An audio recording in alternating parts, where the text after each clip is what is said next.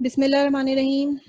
जी students, अगर आप लोगों को ये स्लाइड के अंदर से कुछ पूछना है, क्वेश्चन करना है तो सवाल मुझसे कर लीजिए। ये कर्ल का टॉपिक है जो मैंने लास्ट लेक्चर जो है वो अपलोड किया था। जी मारूख, आप कुछ क्वेश्चन पूछना चाह रही थी, अगर कर्ल के हवाले से पूछना चाह रही हैं तो पूछ लीजिए।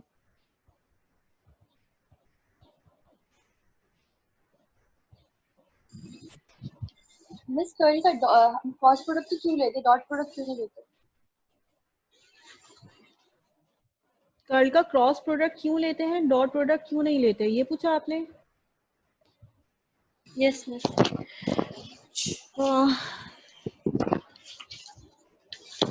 इसका तो आंसर बिल्कुल मैथमेटिकल आंसर है।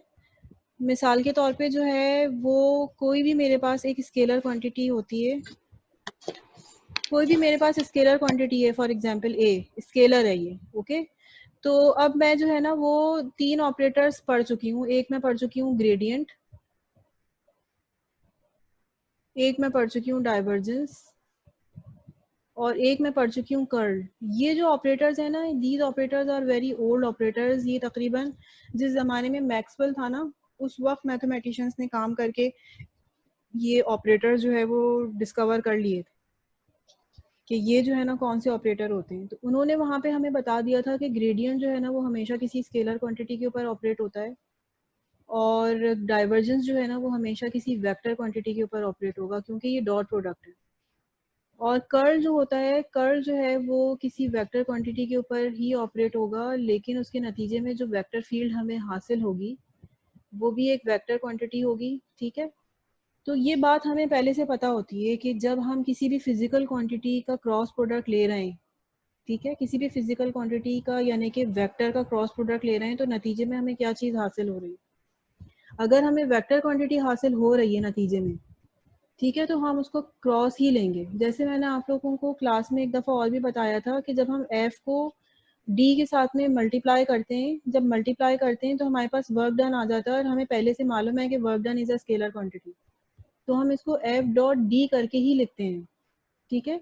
लेकिन जब हमें टॉर्क डिफाइन करना होता है, रोटेटिंग इफेक्ट डिफाइन करना होता है, तो फिर हम इसको एफ क्रॉस डी करके लिखते हैं।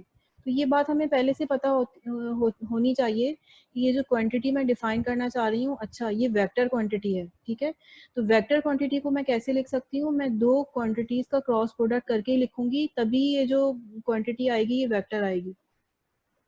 अगर आप कोई स्केलर क्वांटिटी पढ़ रहे हैं तो स्केलर क्वांटिटी के बारे में आप लोगों को पता होता है कि अच्छा भाई, अगर ये स्केलर क्वांटिटी है और यहाँ पर इसके फॉर्मूले में वेक्टर्स आ रहे हैं, तो मैं इसको डॉट प्रोडक्ट करके लिखूं, तभी इन डॉट प्रोडक्ट के नतीजे में जो क्वांटिटी मुझे हासिल होगी वो एक वेक्टर होगी। तो यहाँ पर भी यही होता है कि जब कोई ऑब्जेक्ट रोटेट करता है, ठीक है, टॉर्क प्रोड्यूस होता है उसके अंदर, स्पिन करता है वो, तो वो एक खास डायरेक्शन के अंदर करता है, उसके एक्सिस के ऊपर करता है, तो वो हमें डिफाइन करना ज़रूरी है। तो this rotation is the vector quantity, ठीक है। तो हमें पता है कि अच्छा भाई, चूंकि ये वेक्टर क्वांटिटी है, तो हमें कर्ल के साथ डेल ऑपरेटर के साथ में इसका क्रॉस प्रोडक्ट ही लेना होगा, ठीक है। तभी जो है ना वो हम इसको हम क्रॉस करके लिखते हैं। रोटेशन को अगर हमें डिटरमाइन करना है तो हम क्रॉस करके लिखेंगे।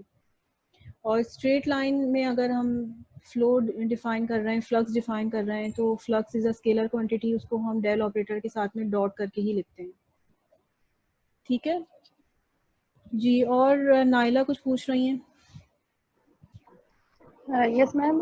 मैम ये जो एग्जांपल्स है उससे ये डायरेक्शन और मैग्नीट्यूड दोनों चीजों पे कर्ल क्या डिपेंड कर रहा होता है? एग्जाम्पल्स के अंदर डायरेक्शन और मैग्नीट्यूड दोनों पे, जैसे कि कभी जो है वेलोसिटी की अगर साइड पे रखा है तो वो जो है वो डायरेक्शन अगर ऐसी उसकी वेलोसिटी की है जी तब जी भी जी जी रोटेट कर रहा जी है। जी जी जी जी हर पॉइंट के ऊपर स्पिनिंग स्पीड अलग होगी, हर पॉइंट के ऊपर स्पिनिंग डायरेक्शन जो है ना वो अलग होगा।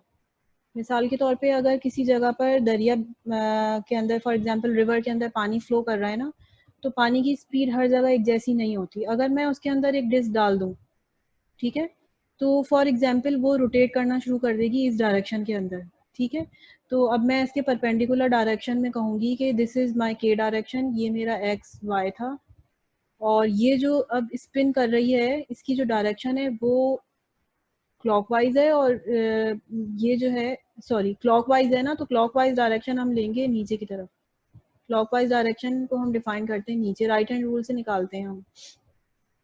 तो ये माइनस की डायरेक्शन हो जाएगी। लेकिन अगर मैं इस पॉइंट पे चली जाऊँ, इस पॉइंट पे डिस्क रख दूँ, तो हो सकता है वहाँ पानी की स्पीड जो है ना बिल्कुल कांस्टेंट हो, ये डिस्क मूव ही ना करे।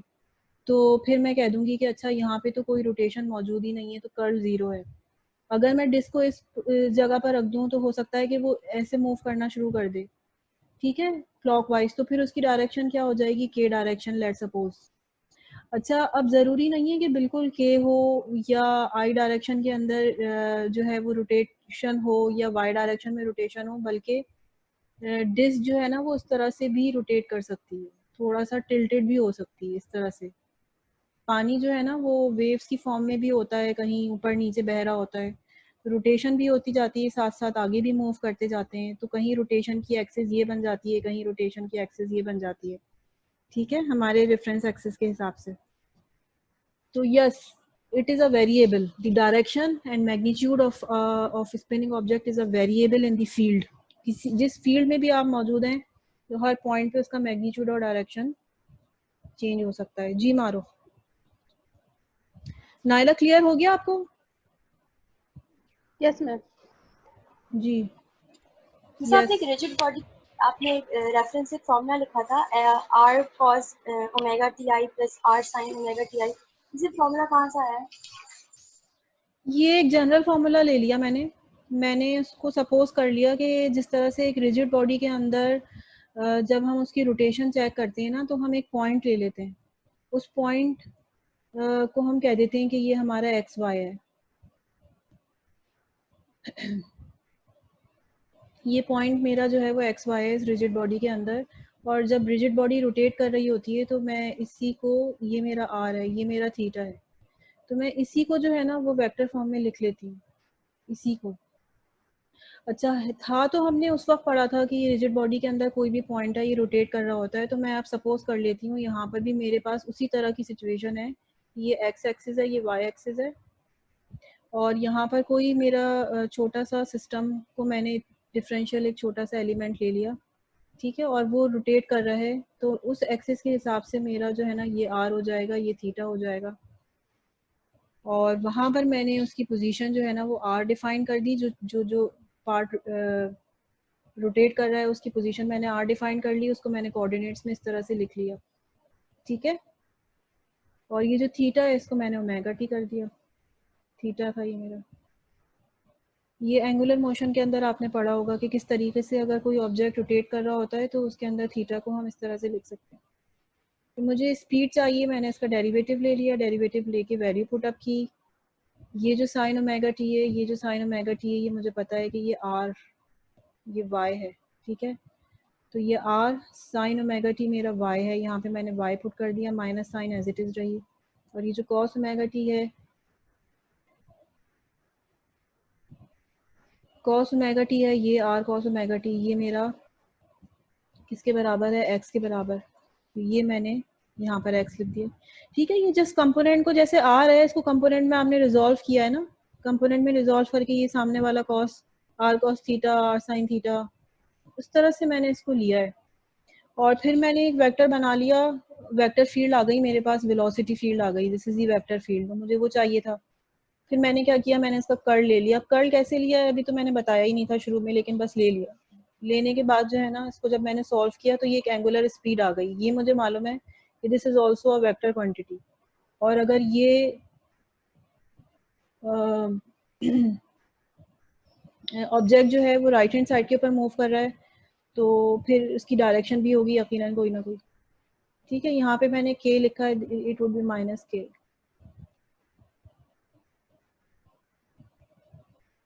जी महमूद हक्कानी, आप कुछ पूछ रहे हैं? मैम इसमें जो थीटा है वो डिस्टेंस शो कर रहा है ना? जी जी, एंगुलर डिस्टेंस है, एंगुलर और डिस्प्लेसमेंट है। ओमेगा ओमेगा टी जो है उसकी वेलोसिटी शो कर रही है कि जी ये जी जी स्पिन कितनी कर रहा है। जी, जैसे हम सही है। लिखते हैं, जैसे लीनियर वेलोसिटी, लीनियर सिस्टम के अंदर हम फॉर्मूला लिखते हैं s is equal to v t, लेकिन हम कहीं अगर रोटेशन हो रही होती है तो हम उसके लिए ये कर देते हैं ना, this theta is, omega T. Yes, this is the same expression. ये लीनियर मोशन में इस तरह से होता है, और एंगुलर मोशन अगर हो तो वही वाला फॉर्मूला बन जाता है। ठीक है, तो मैंने एक जनरल आइडिया आप लोगों को दिया था बस। मैम इस थीटा को हम जनरलाइज कोऑर्डिनेट कह सकते हैं? थीटा को जनरलाइज कोऑर्डिनेट नहीं कह सकते हैं यहाँ पर, ये तो अभी एंगुलर डिस्प्लेसमेंट है, जनरल रिप्रेजेंटेशन तो नहीं है। मैम अगर जर्नल होगी तब कह सकते हैं मतलब इसको? नहीं, जनरल तो जनरल तो आप कुछ भी पैरामीटर का नाम दे सकते हैं, आपको डिफाइन करना पड़ेगा कि this is the general coordinate system और नॉट। ठीक है, सही यहाँ है पर मैम। मैं इसको जनरलाइज सॉल्व नहीं कर रही हूँ, मैं यहाँ पर इसको पर्टिकुलरली मैं एंगुलर रोटेशन के हवाले से ही ले रही हूँ, ये मेरा जनरल नहीं है। ठीक है, सही है मैम। ठीक है, उससे जनरल नहीं है ये फिलहाल यहाँ। जी, और कोई सही है। क्वेश्चन करना चाह रहा है? मिस आपने कहा था मैग्नेटिक फील्ड जो है वो रोटेट नहीं करवाती, मिस ऐसा क्यों? वो यूनिफॉर्म होती है इसलिए? अच्छा देखो, एक चीज तो जो है ना, ये पेज क्लियर है। एक चीज जो है ना मैं यहाँ पर क्लियर करना चाह रही थी, लेक्चर की समरी जो मैंने आप लोगों को दी है। देखो, एक बात तो ये क्लियर हो गई कि ये जो कर्ल है ना, ये बहुत पुराना एक पैरामीटर है, मैथमेटिकल पैरामीटर, जो कि मतलब हमें मैक्सवेल्स के ज़माने से ये मैथमेटिशियन, और हो सकता है उससे पहले ज़माने से ये इन लोगों ने डिफाइन कर दिया। तो जब कोई चीज़ इवॉल्व होती है ना, वो किस वक्त इवॉल्व हुई और वो किस हवाले से इस्तेमाल हो रही थी, तो हमें उसको समझना होगा। फिर आते आते फिर हम उसको और कहाँ कहाँ इस्तेमाल कर सकते हैं, वहां तक हम पहुंचे हैं। तो जो कर्ल था ना, ये स्टार्ट हुआ था फ्लूइड मैकेनिक्स के अंदर, और मैंने आप लोगों को वहीं से स्टार्ट करवाया है कि ये, ताकि हमें टॉपिक जो है ना वो क्लियर हो जाए। फ्लूइड मैकेनिक्स के अंदर हमें ये बात पता चल गई कि किसी भी फ्लूइड के अंदर हम कोई अगर ऑब्जेक्ट को रख देते हैं, तो फ्लूइड उस ऑब्जेक्ट को या तो स्ट्रेट लाइन के अंदर मूव करवाना शुरू कर देता है या फिर स्पिन करवाना शुरू कर देता है। तो हमें ये बात पता चल गई कि अगर उस फ्लूइड के अंदर ये सलाहियत मौजूद है कि वो ऑब्जेक्ट को स्पिन करवाना शुरू कर दे, तो हम ये कहेंगे कि this vector field has a curl. ठीक है, और हम उसको कहेंगे कि ये रोटेशनल फील्ड है। रोटेशनल फील्ड का मतलब वहाँ पे हमेशा हम यही कहते हैं कि स्पिन मोशन। ओके, ये नहीं है कि एंगुलर मोशन हो, ऑर्बिटल मोशन हो, स्पिन से मुराद है। अच्छा, फिर आहिस्ता आहिस्ता क्या हुआ, आहिस्ता आहिस्ता ना स्टोक्स ने हमें बताया कि तो मतलब ये बहुत अच्छी तरीके से हम ये काम कर रहे थे। किसी भी जगह पर, लेट सपोज हम किसी भी फ्लूइड फ्लो हो रहा है, अगर हम वहाँ पे मौजूद हैं, लेट सपोज हम रिवर में मौजूद हैं, हम अगर एक लीफ रख दें इधर, इस जगह, इस जगह, इस जगह, इस जगह, तो हम देखेंगे कि वो लीफ ये भी रोटेट कर रहा है, इस जगह पे मौजूद ये भी रोटेट कर रहा है, लेट सपोज ये भी रोटेट कर रहा है, ये भी रोटेट कर रहा है। तो इस पूरे रीजन के अंदर जो है ना, जब हम पानी के अंदर जो है वो अगर हम पत्तों को फेंक दें या किसी भी चीज को फेंक दें, तो वो खुद ब खुद जगह जगह जो है ना वो रोटेट करना शुरू कर देंगी। अच्छा, अब अगर हमें सिर्फ और सिर्फ इसकी रोटेशन देखनी है, ठीक है, तो मैंने सिर्फ और सिर्फ एक डिफरेंशियल यानी एक छोटे से हिस्से में देखना है मुझे, तो मैं यहाँ पे ये जो वेलोसिटी ऑफ वाटर है इसको मैं लिखूंगी, और मैं इस पॉइंट के ऊपर मैं जो है ना कि ये पत्ता कितनी स्पीड से मूव कर रहा है, इसकी एंगुलर स्पीड क्या है, ये मुझे पता चल जाए। लेकिन मैंने अब क्या किया, मैंने बहुत सारी जगहों पर इसको बिखेर दिया, और अब मैं चाहती हूँ कि मैं बस ये देखूं कि टोटल ओवरऑल एवरेज एक एंगुलर स्पीड जो है ना वो क्या है। ठीक है, तो फिर उस वक्त मैं क्या करती हूँ, उस वक्त मैं फिर क्या करती हूँ, उस वक्त मैं फिर अपनी ये वेलोसिटी वेक्टर फील्ड को इस पूरे लूप के अंदर चेक कर लेती हूँ, और मैं ये कहती हूँ कि वेलोसिटी को मैं पूरे लूप के अंदर, जो भी मेरी स्क्वायर लूप बन रही है उसके अंदर मैं चेक कर लूँ, क्योंकि मुझे जो है ना वो अब पूरे रीजन में चेक करना था कि पूरे रीजन के अंदर कितनी सर्कुलेशन हो रही है।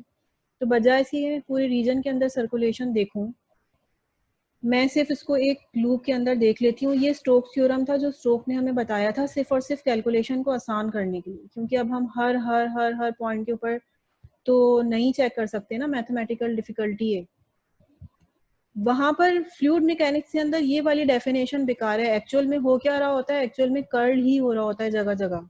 यहाँ पर हम एक्चुअल में इस जगह से इस जगह थोड़ी जा रहे हैं, पानी इस जगह से इस जगह मूव थोड़ी कर रहा है, पानी यहाँ से यहाँ पे थोड़ी मूव कर रहा है, और वो इस तरह से यहाँ थोड़ी जा रहा है, वो इस तरह से यहाँ थोड़ी जा रहा है, वो तो किसी रीजन के अंदर मुस्तकिल बह रहा था। ठीक है, उसकी वेरिएबल वेलोसिटी होगी, जो भी कुछ भी होगा। लेकिन वहाँ पे ये वाली डेफिनेशन बेकार है, लेकिन स्टिल वी आर यूजिंग। क्यों? क्योंकि हमें मैथमेटिकली आसानी हो जाती है। बिल्कुल इसी तरीके से जब हम मैग्नेटिक फील्ड के अंदर आते हैं, तो मैग्नेटिक फील्ड के अंदर जो है ना, मैंने आप लोगों को बताया था कि हम किसी भी जगह पे अगर मैग्नेटिक फील्ड मौजूद है तो हम चार्ज को जो है ना उस मैग्नेटिक फील्ड के अंदर रख देते हैं, चार्ज उस मैग्नेटिक फील्ड के अंदर मूव करता है, और या इलेक्ट्रिक फील्ड हो तो इलेक्ट्रिक फील्ड के अंदर चार्ज मूव करता है। तो हमें बार बार एनर्जी जो है ना वो निकालने की ज़रूरत पड़ती है, वर्क डन निकालने की ज़रूरत पड़ती है। वर्क डन क्या चीज़ होता है? एफ डॉट डी एल, ठीक है। और एफ को भी अगर मैं स्प्लिट करके लिखूं, चलो क्यू बाहर निकाल देती हूँ, बी डॉट डी एल कहीं हमें निकालना होता है, कहीं हमें ई डॉट डी एल निकालना होता है। तो यहाँ पर हम क्या काम कर रहे होते हैं इलेक्ट्रोमैग्नेटिज्म के अंदर? यहाँ पे हमें ये वाला पैरामीटर जो है ना वो बाज़ दफ़ा निकालने की ज़रूरत होती है। यहाँ पर हम ये कर रहे होते हैं। अब फिर ठीक है, हम यहाँ पर वर्क डन निकालने की कोशिश करते हैं। तो क्या वर्क डन हमें एक फॉर्मूला पहले से पता है कि जो है ना हम इस तरीके से निकाल सकते हैं, कर्ल की फॉर्म में निकाल सकते हैं? तो एक फॉर्मूला हमें पता चल गया, स्टोक्स थ्योरम ने हमें बता दिया, तो हम कह सकते हैं yes we can use this formula.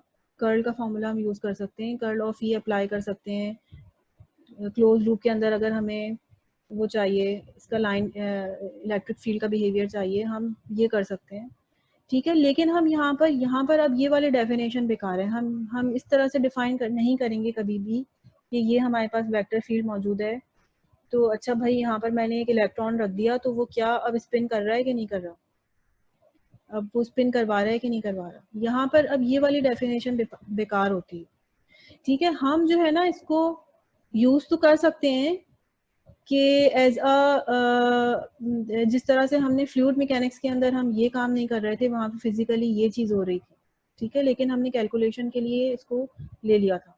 इसी तरीके से जब हम इलेक्ट्रिक फील्ड और मैग्नेटिक फील्ड के अंदर आते हैं तो हमें वर्क डन की ज़रूरत होती है, बेसिकली इस चीज़ को करने की ज़रूरत होती है। लेकिन चूंकि हमें मालूम है कि कहीं अगर ये निकालना मुश्किल है तो फिर हम क्या ये वाला फॉर्मूला यूज़ कर लेते हैं, तो yes we can use it. अच्छा, लेकिन यहाँ पर जो है ना इलेक्ट्रिक फील्ड और मैग्नेटिक फील्ड में जो है ना वो कर्ल का मतलब स्पिन मोशन नहीं होता, नो स्पिन मोशन। यहाँ पर जो है ना वो कर्ल का मतलब होता है ऑर्बिटल मोशन, ऑर्बिटल या टेंजेंटियल। मैंने उसको टेंजेंटियल बोला है, वैसे तो टेंजेंटियल मोशन कह लो, या मोशन तो हमें इलेक्ट्रिक फील्ड का पता ही नहीं है कि इलेक्ट्रिक फील्ड हरकत कर रही है कि नहीं। टेंजेंटियल कंपोनेंट मैंने आपको बताया था, ठीक है। इसका मतलब मैं आप लोगों को और समझा देती हूँ, इसको क्लियर करते हैं।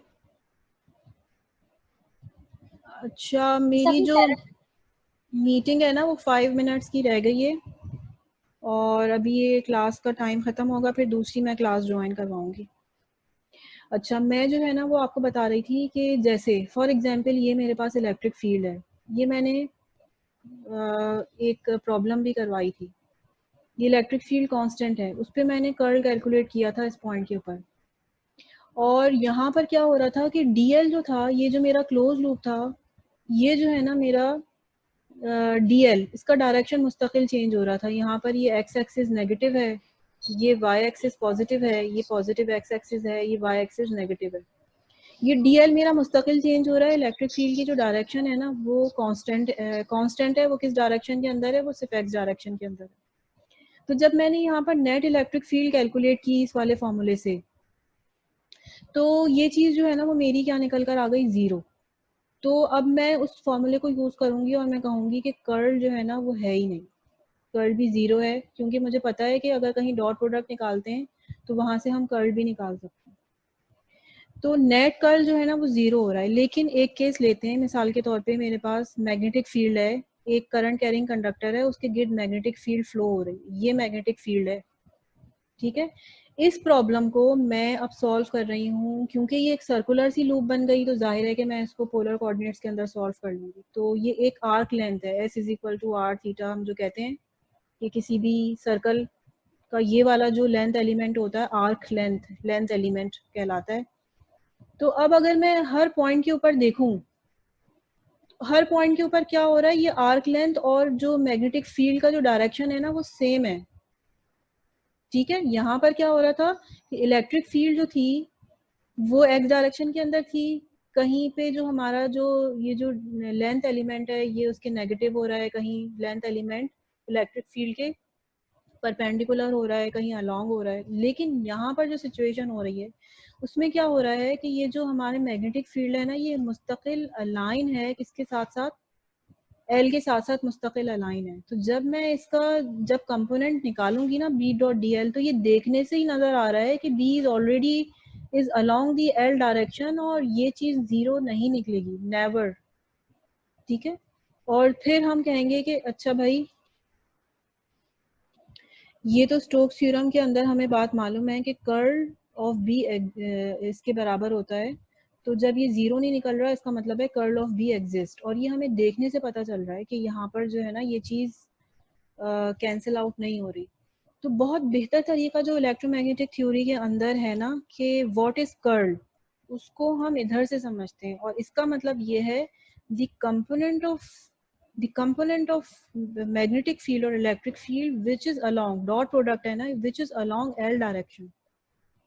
ठीक है, तो हम जो है ना वो ये कहते हैं, अच्छा ये कौन सा कंपोनेंट अलोंग हो जाता है, उसको उस कंपोनेंट को हम कहते हैं टेंजेंटियल कंपोनेंट। मिसाल के तौर पे ये कोई भी रीजन है, लूप है, ये कंपोनेंट जो है टेंजेंटियल कंपोनेंट कहलाएगा बी का, और ये परपेंडिकुलर कंपोनेंट कहलाएगा। तो ये हम कहते हैं कि अच्छा भाई अगर डॉट प्रोडक्ट जीरो के बराबर नहीं आ रहा, हम फॉरन कंक्लूजन्स करते हैं। कहीं हमने कर्ल निकाला तो कर्ल का मतलब ये है कि अच्छा भाई इसका टेंजेंटियल कंपोनेंट एग्जिस्ट करता है इस फील्ड का, और ये फील्ड कहीं इस तरह से रोटेट कर रही होगी हमारे लूप के साथ साथ, क्योंकि क्लोज लूप जो होती है ना वो हमेशा ये स्क्वायर फॉर्म में है, यानी रोटेट तो ये कर रही, टर्न कर कर आएगी, यानी वापस घूम कर जिस तरह से भी जाए, स्क्वायर शेप में जाए, ये वापस उस पॉइंट पे जरूर आएगी, क्योंकि ये क्लोज लूप है। चाहे आप इसको सर्कुलर शेप में लेके जाएं, चाहे आप इसको इस तरह से लेकर जाएं, ये भी एक क्लोज लूप है। इसके अंदर भी अगर मैं इलेक्ट्रिक फील्ड और मैग्नेटिक फील्ड निकालूं, हो सकता है यहाँ पे चार्जेस सेंटर में इस तरह के रखे हुए हों, ठीक है, फॉर एग्जाम्पल। तो अब किसी जगह पे इलेक्ट्रिक फील्ड जो है ना वो ज़्यादा होगी, ठीक है, किसी जगह इलेक्ट्रिक फील्ड कम निकल रही होगी। तो अब मैं हर पॉइंट पे इस इलेक्ट्रिक फील्ड का टेंजेंटियल और वर्टिकल कंपोनेंट निकालूंगी, और फिर मैं क्या करूंगी कि वो वाला कंपोनेंट देखूंगी जो कि अलोंग है डीएल के डायरेक्शन में। ये मेरा डीएल है, ये डीएल। तो ये किस वजह से ई डॉट डीएल जो है ना वो मेरा नॉन जीरो होगा, वो सिर्फ और सिर्फ टेंजेंटियल कंपोनेंट अगर होगा तो मेरा इलेक्ट्रिक फील्ड का टेंजेंटियल कंपोनेंट होगा तो मेरा जो इलेक्ट्रिक फील्ड का जो बार बार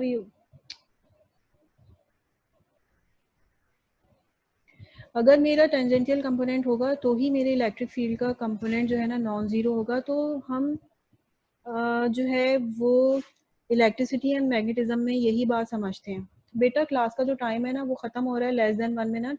इसको मैं अभी कंटिन्यू करती हूँ नेक्स्ट मीटिंग में, ठीक है, दोबारा से ज्वाइन करो।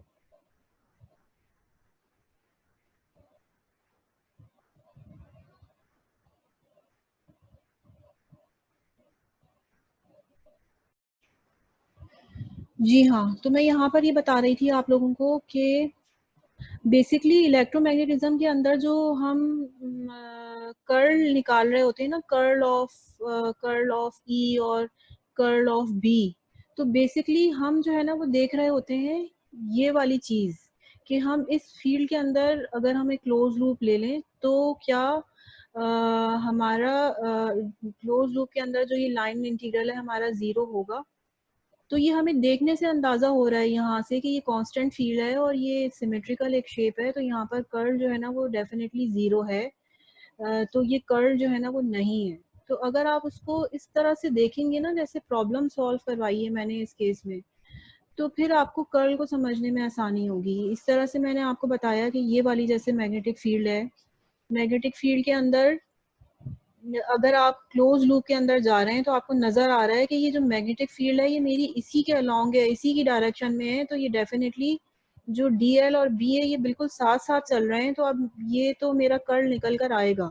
और इत्तेफाक से जब मैं इसको बना भी रही हूँ तो ये सर्कुलर एक चीज नजर आ रही है। तो मैं कहती हूँ कि कर्ल जो है ना वो मेरा है। अच्छा, ये वाली एग्जांपल मैं थोड़ी सी और एक्सटेंड कर लेती हूँ। मिसाल के तौर पे मैंने इलेक्ट्रिक फील्ड ले ली, लेकिन ये इलेक्ट्रिक फील्ड जो है ना वो ऐसी है कि इस डायरेक्शन के अंदर तो लेट सपोज ये सेम है, यहाँ पर इतने रीजन में ये बहुत ज़्यादा मैग्नीट्यूड इसका जो है ना वो बढ़ जाता है। ठीक है, यानी कि यहाँ पर इलेक्ट्रिक फील्ड अगर 10 न्यूटन है, 10 न्यूटन पर कूलम, और इस जगह जो है ना इलेक्ट्रिक फील्ड जो है कांस्टेंट है, लेकिन इस जगह पर क्या है कि 2 न्यूटन पर कूलम है। समझ में आ गई बात? यहाँ पर इलेक्ट्रिक फील्ड कांस्टेंट है यहाँ से यहाँ तक 2 न्यूटन पर कूलम, और इस रीजन के अंदर ज़्यादा स्ट्रॉन्ग है 10 न्यूटन पर कूलम। अब यहाँ पर मैं एक लूप रख लेती हूँ, यहाँ पर मैं एक लूप रख लेती हूँ इस जगह पर बीच में। ये वही केस है ना, सेम वही केस है, लेकिन अब क्या हुआ, पहले इलेक्ट्रिक फील्ड कांस्टेंट थी, अब इलेक्ट्रिक फील्ड कांस्टेंट नहीं है। अब क्या होगा, अब आप कहेंगे कि जनाब मैं अब इस प्रॉब्लम को सॉल्व करती हूँ, ये मेरी लूप हो गई, ये मेरा माइनस डी एक्स डायरेक्शन हो गया, ये मेरा प्लस डी एक्स डायरेक्शन हो गया, ये जो है d y minus d y. अब मुझे ई डॉट डी एक्स लेना है, तो ई डॉट डी एक्स अगर मैं यहाँ पर लूंगी तो मेरा क्या आ जाएगा 10 डी एक्स। इधर लूंगी तो ये चीज निकल कर आएगी 0, क्योंकि इलेक्ट्रिक फील्ड और ई की जो डायरेक्ट इलेक्ट्रिक फील्ड और ये जो लेंथ एलिमेंट की जो डायरेक्शन है वो परपेंडिकुलर है। ठीक है, फिर मैं जाऊंगी इस लूप में, इस लूप में जाऊंगी तो इलेक्ट्रिक फील्ड की वैल्यू है 2, तो ये मेरा हो जाएगा 2 डी एक्स। ठीक है, और जब मैं इधर जाऊंगी तो ये चीज़ मेरी अगेन 0 हो जाएगी। यहाँ पर इलेक्ट्रिक फील्ड जो है वो ई डॉट डी एल क्लोज पूरे लूप के अंदर मेरा क्या निकल रहा है, ये मेरा निकल रहा है 8 डी एक्स, या डी एक्स जो भी मैं डिफाइन कर दूं, लेट सपोज यहाँ से लेके यहाँ तक की जो मेरी लेंथ है वो 1 है। ठीक है, तो अगर मैं कहूँ तो मेरा जो क्लोज लूप के अंदर जो यूनिट आएगा वो ये आएगा। जूल्स इसलिए कह रही हूँ क्योंकि अगर मैं इसको कूलम से भी मल्टीप्लाई कर दूं तो ये जूल्स बन गया। ओके, तो खैर बहरहाल यूनिट जो भी है, ये 8 आ रहा है इसका आंसर, और इसको मैं इस तरह से भी लिख सकती हूँ कर्ल ऑफ ई, तो कर्ल ऑफ ई तो निकल कर आ गया। ठीक है, यहाँ पर अगर मैं देखूँ तो इलेक्ट्रिक फील्ड का तो डायरेक्शन वही है, एक्स एक्सिस चाहे मैग्नीट्यूड ज़्यादा है या कम है, लेकिन इलेक्ट्रिक फील्ड जो है वो है तो एक्स डायरेक्शन में, तो हम तो ये पढ़ते हैं कि अच्छा कोई something is should be in rotation. यहाँ पे तो किसी किस्म की कोई रोटेशन नज़र नहीं आ रही, still we are saying that curl is there. तो बेसिकली हम कर्ल को किस तरह से देख रहे होते हैं इलेक्ट्रिसिटी एंड मैग्नेटिज्म में, हम टेंजेंटियल कंपोनेंट जो है ना वो चेक कर रहे होते हैं अलोंग दी क्लोज लूप, कि हमारी लूप के साथ साथ इलेक्ट्रिक फील्ड का क्या बिहेवियर है।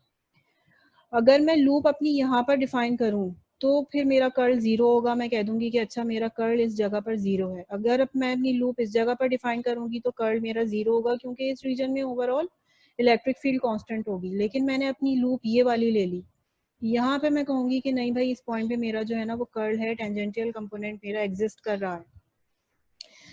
तो हम जो है ना इलेक्ट्रिसिटी एंड मैग्नेटिज्म के अंदर डिफरेंट डिफरेंट सिस्टम्स जो है ना वो डिज़ाइन करते हैं। कहीं चार्जेस लाइन में रखे हुए होते हैं, कहीं डिस्क में रखे हुए होते हैं, कहीं किसी आर्बिट्ररी शेप में रखे हुए होते हैं। तो हर जगह इलेक्ट्रिक फील्ड का जो पैटर्न होता है ना रीजन में, वो डिफरेंट डिफरेंट तरह का होता है। यानी कि इलेक्ट्रिक फील्ड किसी जगह पर आपको वेरी करती हुई मिलेगी 1/r के साथ, किसी जगह इलेक्ट्रिक फील्ड 1/r² के साथ, किसी जगह इलेक्ट्रिक फील्ड का बड़ा कॉम्प्लेक्स सा बिहेवियर होगा, जैसे डायपोल का मैं करवा रही थी। ठीक है, तो उसमें जो है वो इस तरह का हमने एक एक्सप्रेशन जो है वो निकाला था, अगर आप लोगों को याद हो क्लास में। तो इलेक्ट्रिक फील्ड का जो है ना बड़ा कॉम्प्लिकेटेड सी रिलेशनशिप्स आती है। हर सिचुएशन के अंदर इलेक्ट्रिक फील्ड का बिहेवियर अलग होता है। जब इलेक्ट्रिक फील्ड का बिहेवियर अलग होता है तो फिर हम जब उसको मैथमेटिकली निकालते हैं तो कहीं कर्ल हम निकलता है, कहीं नहीं निकलता। तो यहाँ पर जो है ना क्लासिकल मैकेनिक्स की डेफिनेशन अप्लाई करना सही नहीं है। यानी मुझे जितना एक्सपीरियंस है, हम बेसिकली ये देख रहे होते हैं either there is a tangential component of B और ई एग्जिस्ट और नॉट। ठीक है, तो मैंने आप लोगों को जो है ना ये कर्ल का टॉपिक, हालांकि फ्लूइड मैकेनिक्स की डेफिनेशन जो है ना वो इम्पॉर्टेंट नहीं थी यहाँ पर डिस्कस करना, लेकिन मैंने इस वजह से बताई आप लोगों को क्योंकि जब मैं स्टूडेंट थी तो हम लोग जब उस ज़माने में इंटरनेट की तो इतनी फैसिलिटी नहीं थी कि यूट्यूब पे कोई वीडियो देखी और समझ लिया। हमारे पास जो रिसोर्सेज थी वो ज़्यादा से ज़्यादा टीचर होता था और सेमिनार लाइब्रेरी के अंदर जो बुक्स थी वो थी। ठीक है, तो बुक्स की भी हालत जो होती है ना वो बड़ी ख़राब होती है। बीच बीच में से पेजेस स्टूडेंट्स फाड़ लेते हैं, तो वो एक पेज मिला उसके बाद पेज अगला गायब। तो बड़ी मुश्किल से जो किताब समझ में आना शुरू हुई कि अच्छा ये तो बड़ी अच्छी किताब है, तो वो उसका बीच बीच में से पेजेस गायब। तो हम लोगों को बड़ी कंफ्यूजन रहती थी। मिसाल के तौर पे ये कर्ल है या डाइवर्जेंस है या कोई भी टॉपिक है हम पढ़ रहे हैं, तो ख़ास तौर पे ये कर्ल और डाइवर्जेंस, अब उसमें जो एग्जांपल्स दी हुई होती थी बुक्स के अंदर भी इवन, वो होती थी ये फ्लूइड मैकेनिक्स के हवाले से ही। तो जहन बड़ा उलझता था कि अच्छा कर्ल का तो मतलब होता है something something is in rotation. ठीक है, लेकिन बहुत सारे टीचर से भी अगर जाके कोई सवाल करें तो बहुत सारे, एक मिनट ज़रा,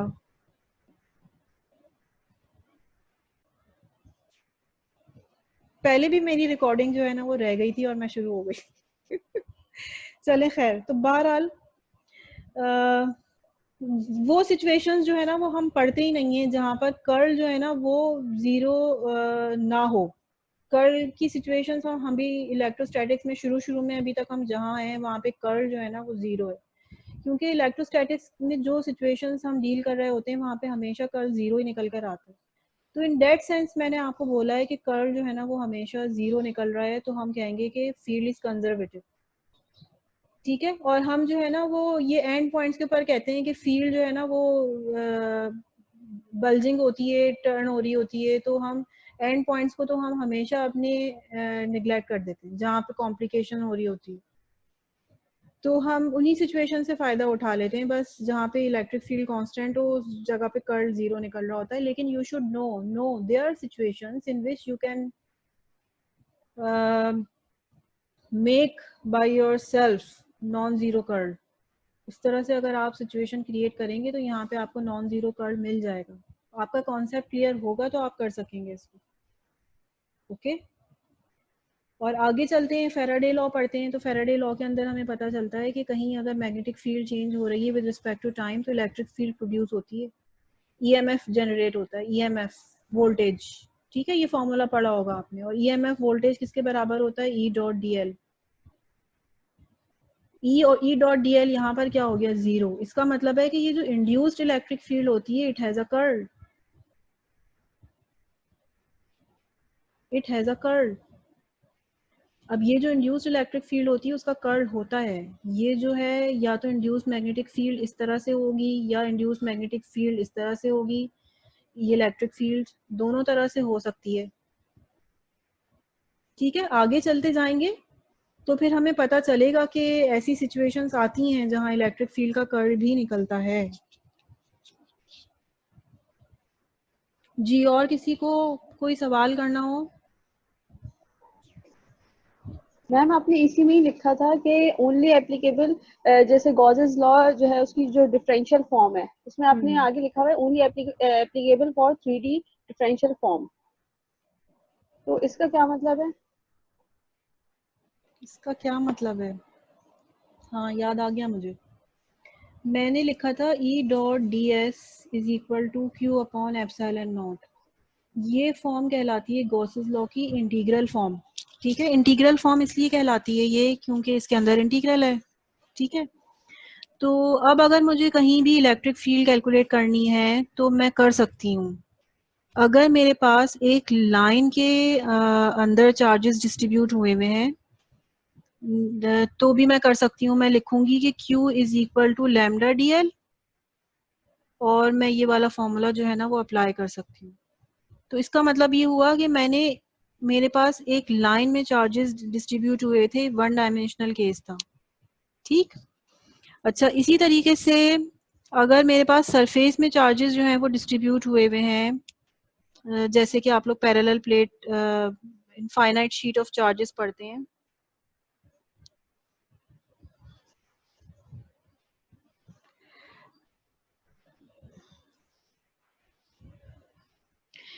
तो उसके अंदर आप इलेक्ट्रिक फील्ड जो है ना वो निकालते हैं। तो इलेक्ट्रिक फील्ड एक सरफेस, चार्जेस जो है वो एक सरफेस के ऊपर डिस्ट्रीब्यूट हुए हुए हैं। तो आप कहते हैं कि ये जो चार्जेस हैं उसके लिए मैं ये एक्सप्रेशन मतलब यूज कर लेता हूँ क्यू की जगह पर। तो इसका मतलब ये हुआ कि आपने इस लॉ को अप्लाई कर दिया है अब कहाँ पर, 2 डायमेंशनल सिचुएशन में, शीट थी ये, ठीक है।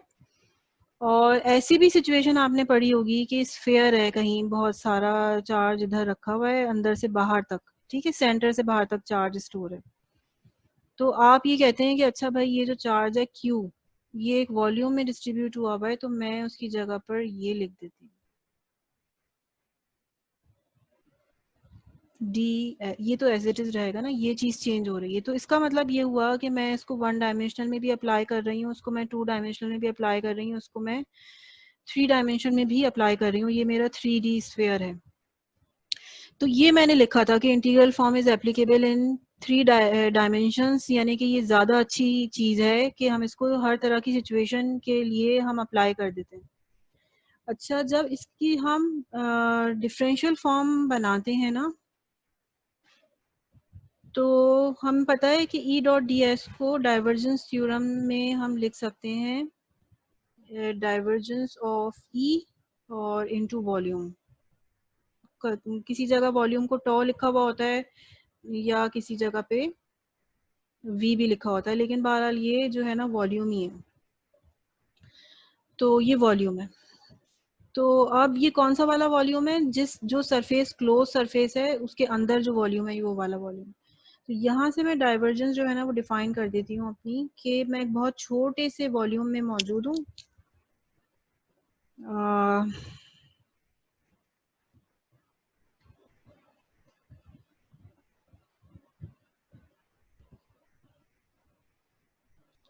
ठीक है, और ये मुझे पता है ना कि ये किसके बराबर है, Q अपॉन एप्सिलॉन नॉट के।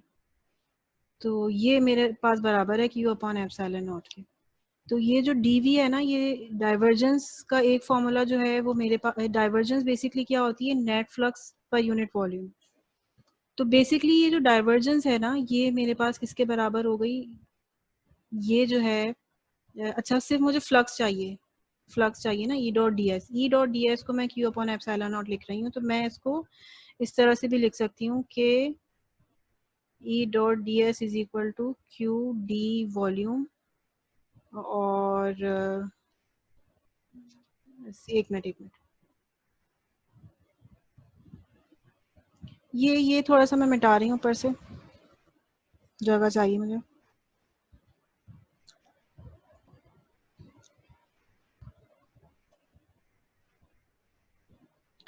तो जनाब ये मैं लिख सकती हूँ कि ये जो मेरा डाइवर्जेंस है ये क्यू अपॉन एप्सिलॉन नॉट के बराबर है। डाइवर्जेंस क्या चीज़ है, basically flux per unit volume है, ठीक है। तो मुझे इसको एवोल्यूएट करना है सिर्फ वॉल्यूम के अंदर। तो मैं यहाँ पर जब Q को डिफाइन करूंगी तो मैं इसको dV ही डिफाइन करूंगी हमेशा, क्योंकि मेरी डेफिनेशन में ये आ रहा है। ओके, मेरी डेफिनेशन के अंदर ही ये आ रहा है। तो अब यहाँ पर अगर हम ये छोटे से रीजन के अंदर काम कर रहे हैं ना और डाइवर्जेंस निकाल रहे हैं, तो हमें एक छोटा सा वॉल्यूम ही हमेशा बनाना पड़ता है और उसमें हम नेट फ्लक्स देखते हैं। जब तक हम एक छोटा सा वॉल्यूम नहीं बनाएंगे तो हम उसके अंदर से नेट फ्लक्स नहीं देख सकते। मतलब ये रिक्वायरमेंट है फ्लक्स की या इस फॉर्मूले की। तो जो चार्ज आता है ना, वो चार्ज हमेशा वॉल्यूम के अंदर ही आता है। तो उस वजह से मैंने वहां पर लिखा था कि it is only applicable in 3D। Differential form of Gauss's law is only applicable in 3D। तो आप डाइवर्जेंस जो है ना वो सिर्फ अगर कभी निकालेंगे तो एक क्लोज लूप के अंदर निकालेंगे डाइवर्जेंस, चाहे वो बहुत छोटा सा लूप हो, जैसे सरफेस हो, एक छोटे से सरफेस के अंदर निकालेंगे, सॉरी छोटे से वॉल्यूम के अंदर निकालेंगे। तो चाहे वो बहुत छोटा सा सरफेस हो, ठीक है, या बहुत बड़ा सा सरफेस हो, उसमें आप निकालते हैं नेट फ्लक्स। तो ये फ़र्क पता होना चाहिए हमें, ब्यूटी पता होनी चाहिए, लिमिटेशंस पता होनी चाहिए कि what are the limitations of the law. Clear हो गया बेटा, और किसी को कुछ पूछना हो?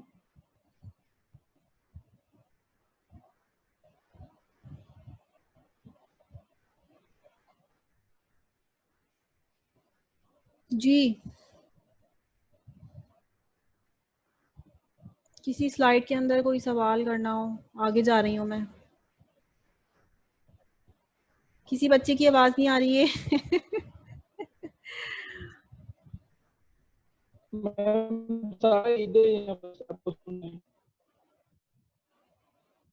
असल में मैडम आपने जो YouTube में अपलोड किया था उसको देखा है तो फिर सवाल की जरूरत पेश नहीं आती है, मतलब एक्सप्लेन अच्छा किया हुआ है तो इस वजह से खामोश है, मुझे ये लग रहा है। अच्छा चलो, बहुत सारे बच्चों को सवाल करने की ज़रूरत पेश नहीं आती है, लेकिन सवाल होने चाहिए जहन में, और इस हद तक होने चाहिए कि जो टीचर जो है ना वो जब सवाल का जवाब बता दे तो जहन में फिर भी नए आइडियाज़ आते रहें कि ऐसे जो है वो क्यों हो रहा है, यहाँ पर ऐसा नहीं होना चाहिए। क्योंकि यही जो है ना वो फिजिसिस्ट के अंदर यही सलाहियत पैदा होनी चाहिए कि आप सोच सकें कि यहाँ पर ये सिस्टम किस तरह से भी तो बिहेव कर सकता है, किस तरह से भी तो बिहेव कर सकता है। ठीक है, तो सवाल आने भी चाहिए थोड़े थोड़े से, ऐसा नहीं है कि नहीं आने चाहिए बिल्कुल जी। और कुछ नेक्स्ट आगे स्लाइड्स में जा रहे हैं जी। मैम आपने जो वीडियो में एक दिखाई थी, स्ट्रीम दिखाई थी, वाटर स्ट्रीम, तो उसमें जो है आपने एक उसमें बताया था कि जो है कर्ल जो है जो सेंटर होता है उसमें 0 होता है और जो कॉर्नर्स होता है वहां पर मैक्सिमम हो जाती है या वहां पर बहुत ज्यादा होता है। तो एक एक सिचुएशन आपने वीडियो में ये दिखाई थी कि जो है एक साइड में एक कोई चीज पड़ी हुई है, तो वहां वो मूव नहीं कर रही और वो जो है वैसे ही पड़ी हुई, वहां पर कर्ल नहीं है। हाँ, क्योंकि वो पानी वहाँ पर है तो, लेकिन वो उसको रोटेट ही नहीं करवा रहा, ना वो स्ट्रेट लाइन में लेकर जा रहा है। तो वहाँ पर मैंने ये बताया था कि वो कॉर्नर पे स्पीड बिल्कुल नहीं होती। ठीक है, अगर आपको कश्ती चलानी है तो आप सेंटर में हमेशा रखकर चलाते हैं, फिर आप ऐसे पॉइंट्स ढूंढते हैं जहाँ पे आपकी कश्ती रोटेट ना हो। तो एक थोड़ा सा फिजिक्स के हवाले से आपको नॉलेज होना चाहिए कि वेयर इज डेड पॉइंट, तो आपको नॉलेज होगी कि अच्छा कभी आप कश्ती चला रहे हैं किसी स्ट्रीम के अंदर, तो आपको पता होना चाहिए कि मुझे अपनी कश्ती की पोजीशन उस जगह कहाँ रखनी है। तो ये फिजिक्स से बच्चों को थोड़ा सा अंदाज़ा हो जाएगा इस तरह से। तो हाँ, डेफिनेटली वहाँ पर कर्ल नहीं होगा। कर्ल जो होता है ना वो चेंज सेंटर पॉइंट के ऊपर कर्ल नहीं होगा। ठीक है, सेंटर पॉइंट के ऊपर कर्ल नहीं होगा, यहाँ पर कर्ल बढ़ता जाता है बढ़ता जाता है। यहाँ पर अगर बिल्कुल वेलोसिटी 0 है तो फिर तो डेफिनेटली इस जगह पे भी कर्ल नहीं होगा, इस जगह पे भी कर्ल नहीं होगा बिल्कुल। ठीक है, यहाँ एंड पॉइंट पे भी बिल्कुल कर्ल नहीं होगा।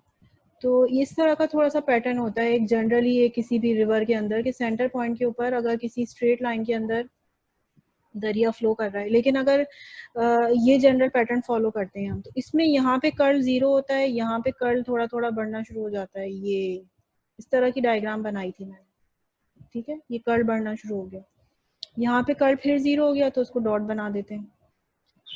ठीक है, और अगर बहुत रैंडम डायरेक्शंस होती हैं रिवर की तो उनके अंदर जो फ्लो होता है ना वो बहुत रैंडम होता है।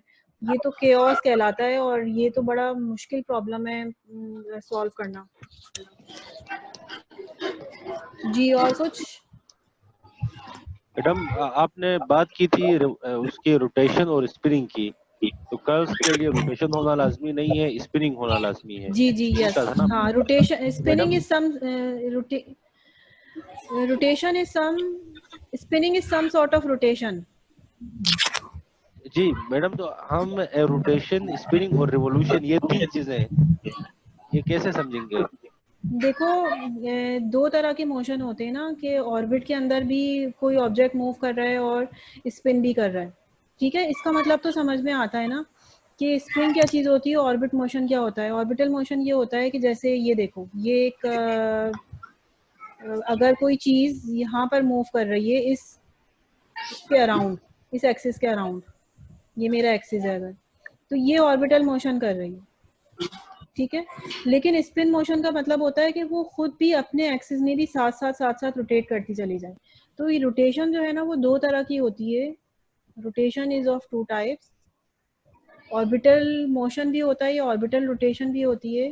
ठीक है, या एंगुलर मोशन या एंगुलर रोटेशन भी कहते हैं इसको, और एक स्पिन मोशन होता है या स्पिन रोटेशन होती है। तो रोटेशन का लफ्ज़ इसके लिए भी इस्तेमाल होता है, इसके लिए भी इस्तेमाल होता है। रोटेशन का लफ्ज़ जो है वो एक जनरल लफ्ज़ है जो कि हम इन दोनों सूरतों में इस्तेमाल करते हैं। तो जहाँ जहाँ कहीं मैं रोटेशन का लफ्ज़ इस्तेमाल कर रही हूँ ना कर्ल के लिए और क्लासिकल यानी फ्लूइड मैकेनिक्स के लिए, वहाँ वहाँ मेरा मतलब स्पिन ही है।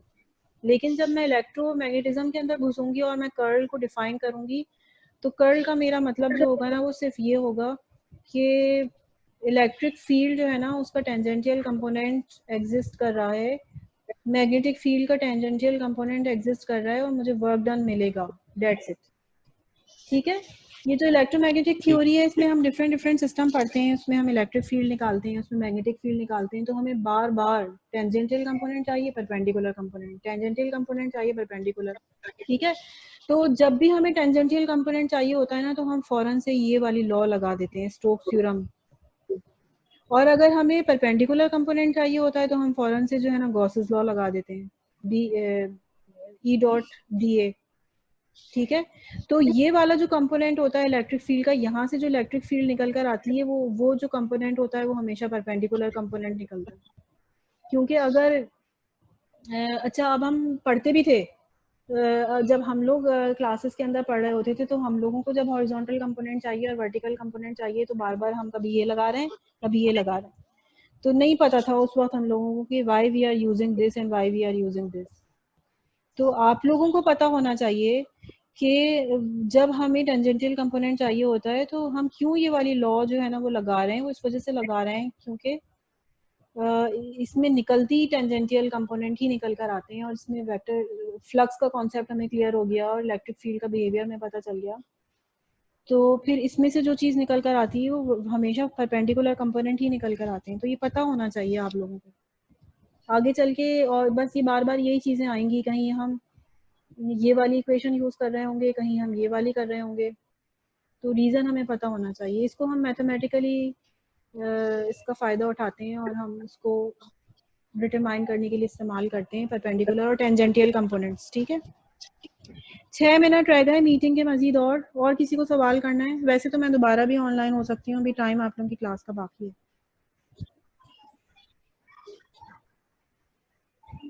जी, और कुछ आगे जा रही हूँ मैं। मैम आपने कहा था कि जैसे एयर व्हील जो है वो रोटेट करता है, अगर नहीं करेगा जब एयर स्पीड जो है कांस्टेंट होगी, और रोटेट करेगा जब जो है स्पिन करेगा जब जो है एयर वेरिएबल होगी। हाँ, तो मैम इसमें जो है तो हम वहीं पर वो विंड टर्बाइंस वगैरह वहीं पर लगाते होंगे जहाँ पर जो है वेरिएबल जी एयर जी ज्यादा जी, होती है। बिल्कुल बिल्कुल ठीक है। ये तो आपको पता हो, मतलब आप पता करेंगे, फिर आप देखेंगे कि अच्छा भाई इस रीजन के अंदर तो कांस्टेंट, फॉर एग्जांपल इस रीजन के तो अंदर कांस्टेंट एयर फ्लो कर रही है और यहाँ पर स्पीड चेंज हो रही है, इसकी बहुत ज़्यादा स्पीड हो रही है। ठीक है, तो फिर आप अपनी व्हील ऐसी ही बनाएंगे कि कुछ पार्ट इसका इधर हो कुछ पार्ट इसका इधर हो। वैसे फैन की फॉर्म में जो है ना वो व्हील बनता है। ठीक है, ये सर्कुलर नहीं बनता विंड के लिए।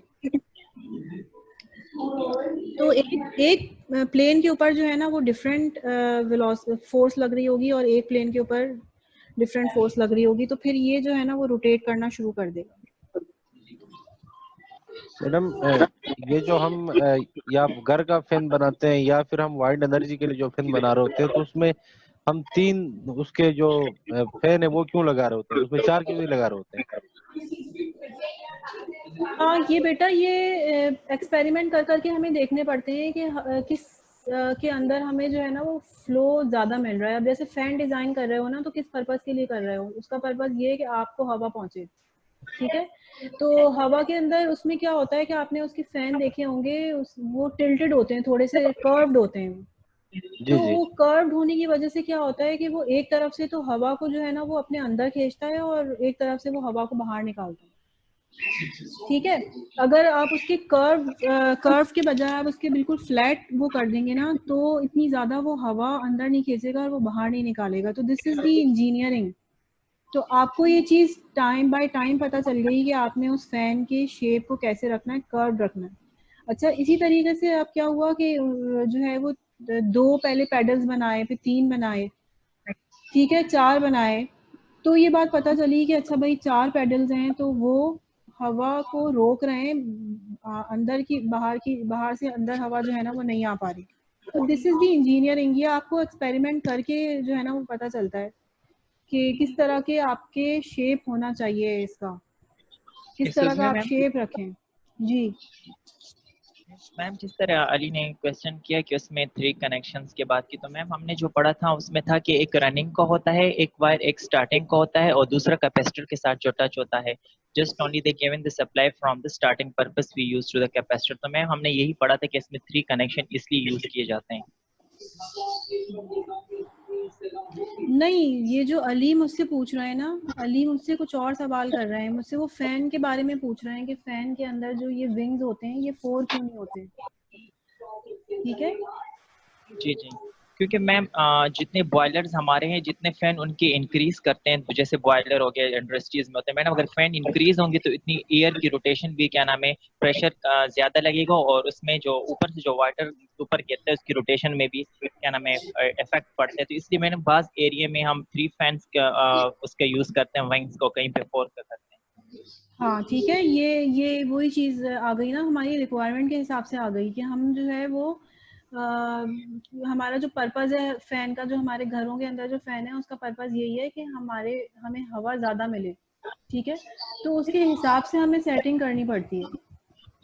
मैं शायद, मुझे नहीं मालूम कि अली किस हवाले से पूछ रहे थे, मैं उनको मैकेनिकल उस हवाले से बता रही थी, डिज़ाइन के हवाले से। But your point is also right. ठीक है, आप उसको इलेक्ट्रिकल एनर्जी के हवाले से बता रहे हैं। मैडम मैं इलेक्ट्रिकल, इस हवाले से पूछ रहा था कि ये जो फैन है हमारे पास, इस फैन, ये फैन भी अपने एक्सिस में ही घूम रहा है ना मैडम, अपने एक्सिस में जी ही। जी, तो स्पिन क्या स्पिन कर, ये भी स्पिन कर रहा है? जी जी। तो स्पिन कर रहा है, तो मेरा कहने का मतलब था कि अगर मैं इसमें अगर चार मैं विंग्स इस्तेमाल करूं तो भी ये स्पिन करेगा?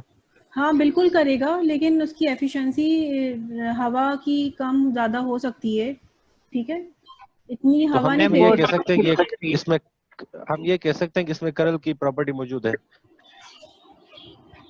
करंट की प्रॉपर्टी मौजूद है। करल madam, curls curls curl curl, current नहीं। अच्छा अच्छा अच्छा अच्छा। जी जी जी। हाँ असल में बेटा देखो, कर्ल की जो डेफिनेशन है ना, बेसिकली फ्लूइड मैकेनिक्स के अंदर तो ये है कि अगर आप किसी भी बॉडी को फ्री फ्लूइड के अंदर रख दें, ठीक है, एक वेलोसिटी फील्ड के अंदर आपने रख दिया, आप अपनी कोई एनर्जी नहीं लगा रहे हैं, आप पानी के अंदर मौजूद हैं, तो वो पानी ही आपको या तो घुमाएगा या आपको स्ट्रेट बहा के ले जाएगा। ठीक है, आप अपनी कोई एनर्जी नहीं लगा रहे। इसी तरीके से जो है ना, आप क्या कर रहे हैं कि आपको हवा के अंदर हैं, तो हवा में अगर पतंग उड़ रही है तो पतंग जो है वो बाज़ दफ़ा सीधा सीधा मूव करती है, कहीं गोल गोल ट्विस्ट भी करना शुरू कर देती है। तो वो जिस रीजन में चली जाती है, वो उस रीजन के अंदर हवा गोल गोल खुद ही घूम रही होती है, तो आपकी पतंग को भी गोल गोल घुमाना शुरू कर देती है। तो वो जो है ना, आपने फ्री छोड़ा हुआ है पतंग को, आपने फ्री छोड़ा हुआ है, आपकी अपनी कोई फोर्स नहीं है। तो ये जो कर्ल की डेफिनेशन क्लासिकल मैकेनिक्स के अंदर है, उसके अंदर तो हमें अपने सिस्टम को फ्री छोड़ना पड़ता है फ्लूइड के अंदर, कि फ्लूइड हमारे साथ जो भी करना चाह रहा है वो करे। ठीक है, यहाँ पर आप किस चीज़ का कर्ल देखना चाह रहे हैं? फैन के अंदर। अगर आप फैन में सिर्फ और सिर्फ जो है ना वो ये कह रहे हैं कि ये जो फैन है ये स्पिन कर रहा है, फैन स्पिन कर रहा है, ठीक है, और ये कर रहा है ड्यू टू इलेक्ट्रिकल फील्ड। और इलेक्ट्रिकल फील्ड यहाँ पर कैसी है? वेरिएबल इलेक्ट्रिकल फील्ड है, क्योंकि जाहिर है इसी सब